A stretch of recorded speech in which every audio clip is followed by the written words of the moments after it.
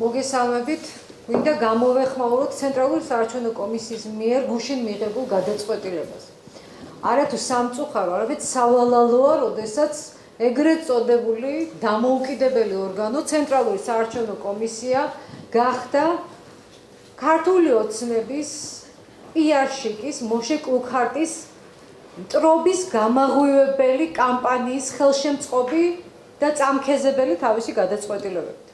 მინდა შეგახსენოთ, რომ უკვე სადავო არ არის ის ფაქტი, რომ ის ბანერები, რომლებიც გაჩნდა ქალაქში და შეგახსენებთ, რომელიც ზედ გადაეკრა ვაქცინაციის სასარგებლო კამპანიას, სწორედ რომ ქართული ოცნების PR ტექნოლოგიების მიერ იყო დაგეგმილი და დაორგანიზებული. მიუხედავად იმისა, რომ ამ ბანერების კიდევ ერთხელ უსვამ ხაზს მტრობის გამაღვივებელი ბანერების, რასაც გწალავს საარჩევნო კოდექსი, განთავსება დაგეგმილი იყო ქართული ოცნების მიერ, მაგრამ შესრულებული იქნა მის მიერ დანიშნული ვინმე გულშემატკივრის მიხეილ გაბრიაძის მიერ, რომელმაც ასეთი კეთილგანწყობა გამოიჩინა ქართული ოცნების მიმართ და გააკრა საკუთარი ხარჯებით ამდენი ბანერი. ამასთან დაკავშირებით ჩვენ და პოლიტიკურმა გაერთიანებამ დროამ და ასევე არასამთავრობო ორგანიზაცია სამართლიანმა არჩევნებმა შეიტანეს საშივარი ცენტრალურ საარჩევნო კომისიაში და ვითხოვდით კანონის ფარგლებში რეაგირებას, რაც ნიშნავს იმას, რომ პირველ რიგში ბანერების გაკვეთით ისარგებლა ქართულმა ოცნებამ. მან მიიღო კონკრეტული ფიზიკური პირისგან შემოწირულობის სახით აი ის საწინააღმდეგო კამპანია ოპოზიციის მიმართ გაჩაღებული, რასაც ჩვენ ყოველდღიურად ვხედავთ თბილისში და სხვა ქალაქებში მოძრაობისას. მაგრამ სამწუხაროდ ცენტრალურმა საარჩევნო კომისიამ ეს დარღვევა ვერ აღმოაჩინა. მან მიიღო პასუხად მხოლოდ ის, რომ თურმე ვინმე მიხეილ გაბრიაძე არ არის არც ერთი პარტიის წევრი და არ არის არც ერთი პარტიის მხარდამჭერი. მაგრამ მიუმართავ ცენტრალურ საარჩევნო კომისიას. იმ მუხლებს და ნორმებს, რომლებსაც გვითითებთ საჩივრის დაკმაყოფილებაზე უარისხვის საფუძვლად, კარგად დაუკვირდეთ და კარგად ამოიკითხოთ მათი არსი, სადაც წერია, რომ პოლიტიკური პარტიების, ანუ საარჩევნო სუბიექტების წინააღმდეგ გაკეთებული ბანერებიც არის წინა საარჩევნო კამპანია აგიტაციის ნაწილი და შესაბამისად, როდესაც ის გაკეთებულია ოპოზიციური პოლიტიკური პარტიების წინააღმდეგ, ეს ავტომატურად არის ხელისუფლების სასარგებლო ბანერები. მეორე საკითხი, რაზეც საერთოდ არ იმსჯელა ცენტრალურმა საარჩევნო კომისიამ და არც კი ჩანს მის პასუხებში. ეს ბანერები გადაეკრა უკვე ხელისუფლების მიერ დაქირავებულ სარეკლამო სივრცეს, სადაც გადახდილი იყო თანხა ვაქცინაციას კამპანიასთან დაკავშირებით და ეს აითვისა მტრობის გამაღვივებელი კამპანიისთვის ქართულმა ოცნებამ მესამე პირის ხელი. ამიტომ, რასაც ჩვენ ვუყურებთ დღეს ქვეყანაში, არჩევნების დღემდე რამდენიმე დღით ადრე ეს არის ერთი რამ.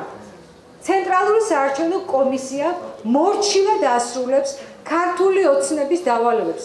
ის დანაშაულებრივ გარიგებაში არის ქართულ ოცნებასთან და სამართლებრივადაც კი იღებს უკანონო გადაწყვეტილებებს იმისათვის, რომ ქვეყანაში პოლიტიკურ პარტიებსა და მოქალაქეებს შორის გააღვივოს სიძულვილი და მტრობა.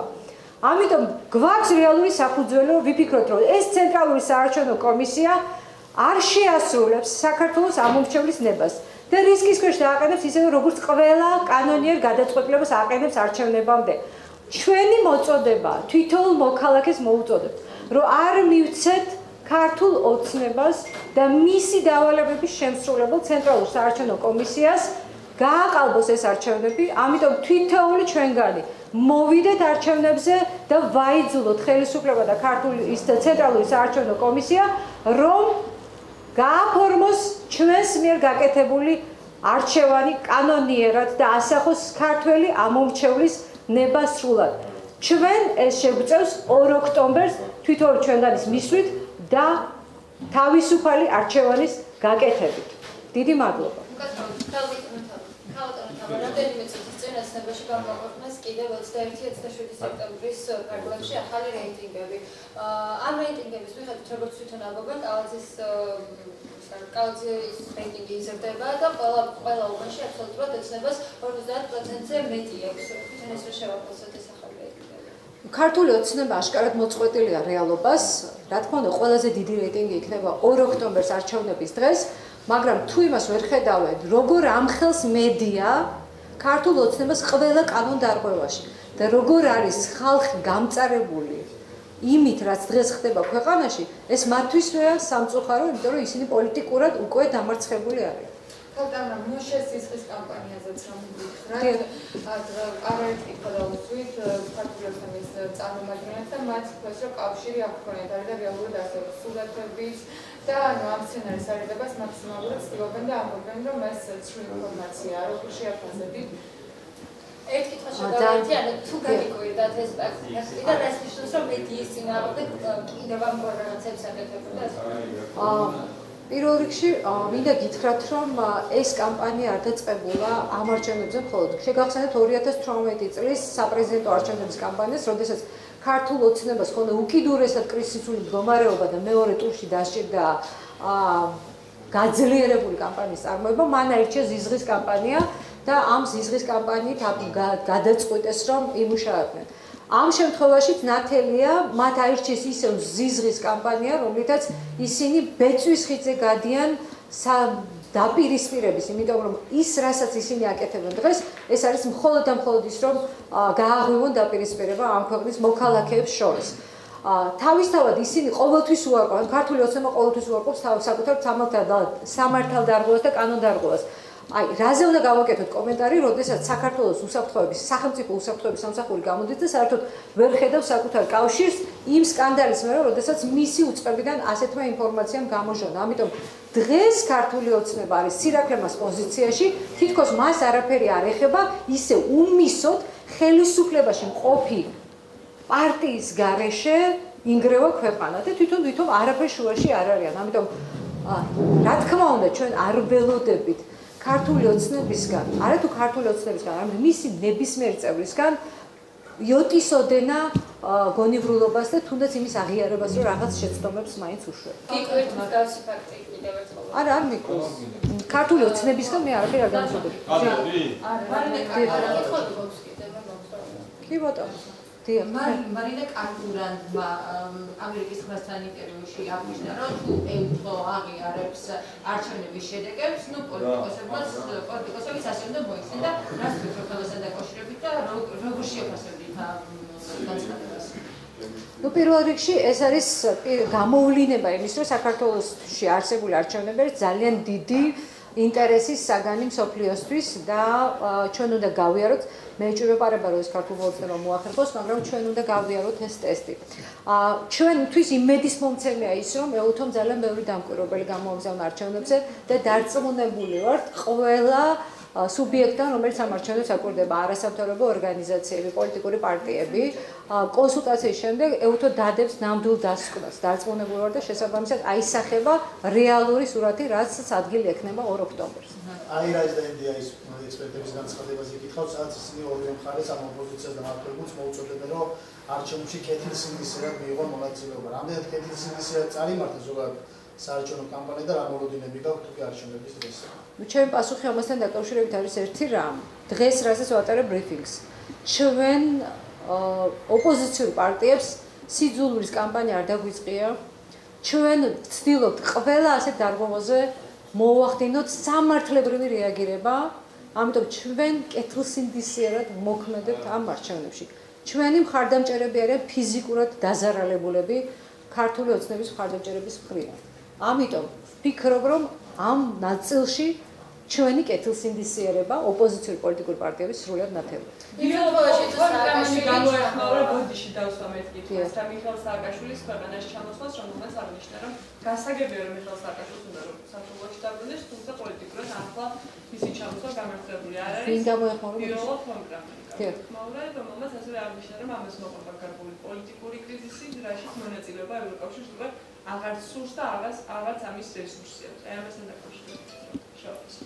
პირველ რიგში მინდა გითხრათ, რომ ვერავინ ვერ შეუზღუდავს მიხეილ სააკაშვილს მისი სურვილის შემთხვევაში ქვეყანაში დაბრუნებას. მას აქვს უფლება საკუთარი გადაწყვეტილებით, როგორი ფორმითაც შეარჩევს, ისე გამოხატოს მისი მხარდამჭერების და მისი პოლიტიკური პარტიის მიმართ საკუთარი თანადგომა. მან გადაწყვიტა, რომ მშვიდობიანი გზით საჯაროდ ღიად ჩამოვიდეს ამ ქვეყანაში. შესაბამისად, არ ვფიქრობ, რომ ეს გამოიწვევს დაძაბულობას. ამას აქვს ერთადერთი მიზანი, ის რომ გაამხნაოს საკუთარი ამორჩეველი, რადგან ჩვენ გვაქვს 2020 წლის საარჩევნო გამოცდილება, სადაც ქართულმა ოცნებამ ყველა სამართლებრივი და არა მხოლოდ სამართლებრივი მექანიზმი გამოიყენა იმისათვის, რომ მიეღო ის შედეგი, რაც მიიღო.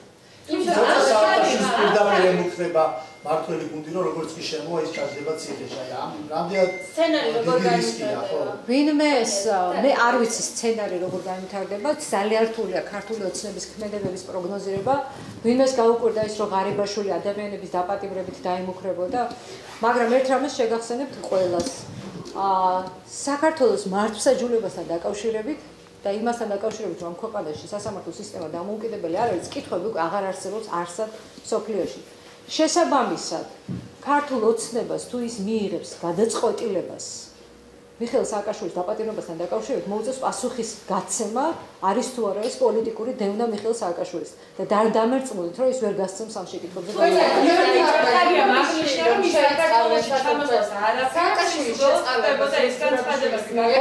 გოდიში არ მესმის. ერთი წამი გოდიში გიორგი გახარიას რაც შეედება გიპასუხებ. გიორგი გახარიას არ აწყობს ალბათ მიხეილ სააკაშვილის ჩამოსვლა, მაგრამ მე არ ვაპირებ მისი კომენტარების კომენტარები. ტემპერატურის ასაწევად გაკეთდა ეს განცხადება. ეს გახარიას შეფასება ხო? ბოდიში თქვენი ლიდერები საუბრობდნენ, რომ აი მაგალითად თქვენი მხარდამჭერი პარტია საუბრობდა თაგო ჩარკვიანმა ახსენებდა, რომ სამიზნობლად აიწია ოპოზიცია. მე თვითონ ვარ ამ პარტიის მხარდამჭერი და დამოუკიდებელი დეპუტატი ვარ. ამიტომ შეკითხვები იმის შესაბამისად ამის ვიწევ. მარტო გახარიასი არ არის მაგის თქმა. ხო და შესაბამისად მე არ ვფიქრობ, რომ უნდა შევაფასო ვიღაცების შეფასებები, ანუ ვიღაცებზე გულისხმობ ნებისმიერი პოლიტიკური პარტიის ლიდერის. მე ვაფასებ იმ გადაწყვეტილებას, რაც გააკეთა მიხეილ სააკაშვილმა და ჩემი შეფასება მაქვს. სხვების შეფასებას არ გავაკეთებ. არ ვიცი, კაი, არ ვიცი, მე არსად არ მეჩქარებოდა. ერთი წამი გთხოვთ რაღაც იმაზე რომ მე არ ვჩქარობ და ამიტომ ისე რომ ისო შეკითხვებს მე პასუხობ ჩქარა და მირჩევნია რომ არ ვჩქაროთ და ესე იგი პასუხობ. კარგით? ხო და ერთი სიტყვით ჩემი პასუხი ამასთან დაკავშირებით არის რომ სხვა პოლიტიკოსების შეფასებას არ გავაკეთებ. კარგით? რაც მკითხეთ ჩამოსვლაზე გიპასუხებ. ქართული ოცნების წევრები მიხეილ სააკაშვილთან ან სალომე ზურაბიშვილის შეიწყალებს გამორიცხავენ და ასევე როგორ ვინ გამორიცხავს? ქართული ოცნების წევრები და კითხვა რომ დავუცით ამ შესახებ და ასევე გამორიცხავენ საერთაშორისო პარტნიორების ჩარევას, ანუ როგორც ვთქვათ ნიკანორ მელიას გათავისუფლებაზე ჩაერია ევროკავშირი გამორიცხავენ რომ სააკაშვილის გათავისუფლებას რაიმე სახით ჩარევა იყოს. ანუ ეს არის თუ არა იმის რომ ეს შინიათ რომ აი თავისუფლება ხონდეს მიხეილ სააკაშვილს. პირველ რიგში შემიძლია გითხრათ ერთი რამ, რომ საქართველოს პრეზიდენტი აბსოლუტურად დამოუკიდებელია საკუთარ გადაწყვეტილებებში კონსტიტუციურად და ამიტომ ქართული ოცნება ვერ განსაზღვრავს ის შეძლებს თუ არა ამ გადაწყვეტილების მიღებას. მას აქვს სამართლებრივად ყველა შესაძლებლობა იმისა, რომ მიიღოს თავისი გადაწყვეტილება. მაგრამ რა გადაწყვეტილებას მიიღებს პრეზიდენტი, ამას ნამდვილად არ ვიცი. მეორე ნაწილი შეკითხვის ბოდიში. საერთაშორისო პარტნიორების ჩარევა სააკაშვილის. მე მგონი ამაზე ნაწილობრივ გაგეცით პასუხი, იმიტომ რომ პირველი და მთავარი ის ორი ბრალდება, რაც მიხეილ სააკაშვილს აქვს უკვე და მსჯავრდებულია ჩვენი სასამართლოს მიერ, რომელზეც ხაზს უსვამ, რომ მისი დამოუკიდებლობის საკითხი დღეს არავის არ აეჭვს, ყველა მიცის, რომ მართულია ქართული ოცნების მიერ ასეთი სასამართლოს პირობებში, როდესაც არც ერთ გადაწყვეტილებაზე არ არსებობს პირდაპირ მტკიცებულება პერსონალურად მისი მონაწილეობის თაობაზე, რა თქმა უნდა, იქნება შესაბამისი რეაგირება. შესაძლოა ეს არ მოსწონს ქართულ ოცნებას, მაგრამ ამას მოყვება შესაბამისი რეაგირება. ვერ გეტყვით. როგორ ფიქრობთ თქვენ? არ ვიცი, ვერ გეტყვით. არ მაქვს. როდესაც უკუაში ჩამოვიდა იგივე ამბავი და რო არ დამჯდარებდა საერთაშორისო აეროპორტში ის დასვეს ვაზიანის სამხედრო ბაზაზე, რომ მოხდარიყო ჩუმად გაყვანილიყო, ხო? შეიძლება იგივე სცენარი განვითარდეს და ეს თვითმფრინავით გაჩნდეს სულ სხვა აეროპორტში, რაც. იმელიამაც ისაუბრებს ეს ამაზე, რომ შეფასებაც ნებისმიერ შემთხვევაში როგორ განვითარდება მოვლენები, მე ამის პროგნოზირება არ შემიძლია, ისევ და ისევ გეუბნები. ქართული ოცნება როგორ მოიქცევა და რამდენად არაგონებულ გადაწყვეტილებებს მიიღებს, მე ამის წინასწარ გათვლა ნამდვილად არ შემიძლია. მაგრამ შეგახსენებთ, რომ მიხეილ სააკაშვილი მოფრინავს იმ თვითმფრინავით, ანუ მან დადო ბილეთი იმ თვითმფრინავის, რომელთაც მოფრინავეს ჩვეულებრივი მგზავრები. და თუ ქართული ოცნება რამეს აპირებს, უნდა გაითვალისწინოს, რომ იმ თვითმფრინავში მსხვილობენ ადამიანის უფლებები არ უნდა დაირღვეს და თვითნებურად ვერაფრად თვითმფრინავს იქით-აქით. თუ კი არჩევნების შემდეგ აუცილებელი გახდება კოალიციური მთავრობის შექმნა, რა გარანტია არსებობს, რომ ამ კოალიციური მთავრობის შექმნის ოპოზიცია და არა ქართული ოცნება?